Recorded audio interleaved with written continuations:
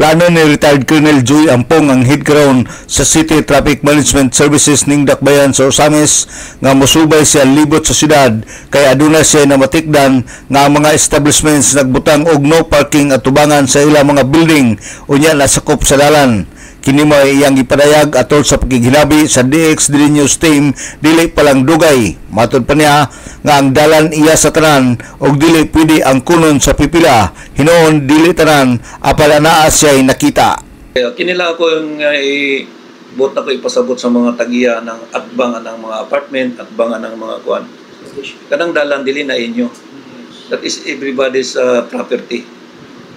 Pwede nyo mo parking, butangan nyo no parking, kanang na mo space, inyong nang yuta. Ayaw nyo okupaha ang dalan, kaya kanang dalan para sa ato anak tanan.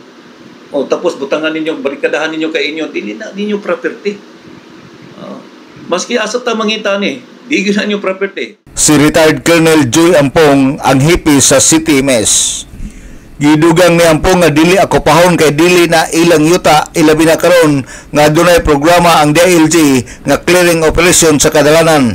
Plano usab niya nga magpropose og dugang one way sa mga dalan nga huot sa mga sakyanan.